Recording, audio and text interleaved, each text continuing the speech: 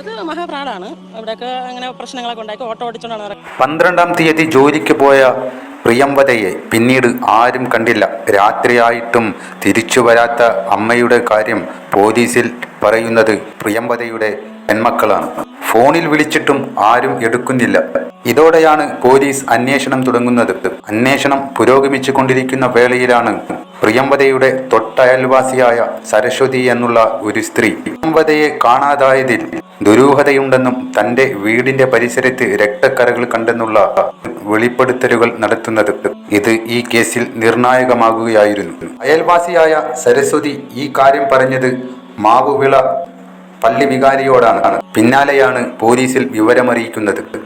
തുടർന്ന് സരസ്വതിയുടെ മരുമകനായ വിനോദിനെ ചോദ്യം ചെയ്തപ്പോഴാണ് ആ ഞെട്ടിക്കുന്ന വിവരം പോലീസ് കണ്ടെത്തുന്നത്.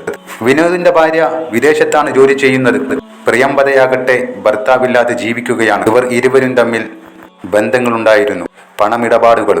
ഒരു വേളയിൽ കടം കൊടുത്ത കാശ് പ്രിയംവദ തിരിച്ചു ചോദിച്ചതാണ് ഇത്തരത്തിൽ ഒരു 48-കാരിയെ കൊന്നു കുഴിച്ചു മൂടാൻ പ്രതിയായ വിനോദിനെ പ്രേരിപ്പിച്ചത്. ആദ്യം ഒരടി അടിക്കുകയായിരുന്നു. ഇതോടെ പ്രിയംവദയുടെ ബോധം നഷ്ടമായി. പിന്നീടാണ് ഭാര്യ വീട്ടിലെത്തിക്കുന്നതും അവിടെ നിന്ന് ബോധം വന്ന പ്രിയംവദയെ കഴുത്തിനിരിച്ച് കൊല്ലുകയായിരുന്നു.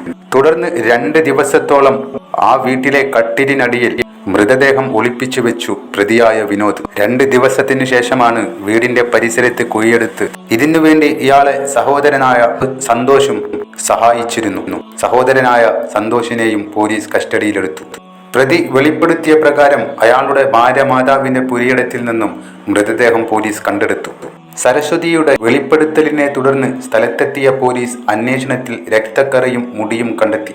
തുടർന്നാണ് സരസ്വതിയുടെ മരുമകൻ വിനോദിനെ ചോദ്യം ചെയ്യുന്നത്. പ്രിയംവദയെ കൊന്ന് കുഴിച്ചിട്ടതായി അപ്പോഴാണ് വിനോദ് സമ്മതിക്കുന്നത്. സാമ്പത്തികമായ തർക്കം കൊലപാതകത്തിലേക്ക് നയിച്ചുവെന്നാണ് പോലീസ് പറയുന്നത്. പ്രിയംവദയുടെ കയ്യിൽ നിന്ന് വിനോദ് പണം വാങ്ങിയിരുന്നുവെന്നും തിരിച്ചു ചോദിച്ചപ്പോഴാണ് ഇവരിൽ തർക്കം ഉടലെടുത്തത്. തുടർന്നത് കൊലപാതകത്തിൽ അവസാനിക്കുകയായിരുന്നു. വിനോദ് എന്ന് പറയുന്നത് അവൻ്റെ അമ്മായിയാണ് വന്ന് പറഞ്ഞത്. പള്ളിയിൽ അച്ഛൻ്റെ അടുത്ത് പോയി പറഞ്ഞ് ഇവിടെ ഒരു കൈ കാണുന്നുണ്ടെന്ന് പറഞ്ഞ് അതിൻ്റെ അടിസ്ഥാനത്തിലാണ് വാർഡ് മെമ്പറെ വിളിച്ചറിയിക്കുകയും ബാക്കി നാട്ടുകാർ അറിയുകയും ചെയ്ത്. അങ്ങനെ അന്വേഷണം വന്ന് പിന്നെ സ്റ്റേഷനിൽ അറിയിച്ചു. സ്റ്റേഷനിൽ നാളെ വന്ന് അറിഞ്ഞതാണ്. അത് മഹാപ്രാടാണ്. ഇവിടെയൊക്കെ അങ്ങനെ പ്രശ്നങ്ങളൊക്കെ ഉണ്ടാക്കി ഓട്ടോ ഓടിച്ചുകൊണ്ടാണ് നടക്കുന്നത്. പല പണിക്കും പോകും. ഈ പറയുന്ന പ്രതി ഇന്നലെ എന്നെ കണ്ടിട്ടുണ്ടായിരുന്നു. കണ്ടിട്ട് ഇളയമ്മയെ കണ്ടായിരുന്നു. ഇങ്ങനെ എവിടെയാണെന്ന് എന്തെങ്കിലും വിവരം കിട്ടും എന്നൊക്കെ എൻ്റെ അടുത്ത് ഇങ്ങനെ ചോദിച്ചു. നോർമലി ഒരാൾ ചോദിക്കും പോലെ ചോദിക്കുമായിരുന്നു. നമുക്ക് ഒരു ഡൗട്ടും ഇല്ല ഇവരാണ് ഇതിൻ്റെ പിന്നിലുള്ളതെന്നുള്ളത് ഇപ്പോഴും ഞങ്ങൾക്ക് വിശ്വസിക്കാൻ കഴിയുന്നില്ല. ഇന്ന് 11:30 പോലീസ് വന്ന് നേരെ ആ വീട്ടിലോട്ട് കയറി പോകുന്നതും അയാളെ പിടിച്ചിട്ട് എവിടെയാണ് കുഴിച്ചിട്ടത് എന്നൊക്കെ ഇങ്ങനെ ചോദിച്ച് പ്രശ്നങ്ങളൊക്കെ ഇങ്ങനെ ഉണ്ടാക്കിയപ്പോഴാണ് നമുക്ക് അറിഞ്ഞ സംഭവം ഇതാണെന്ന്.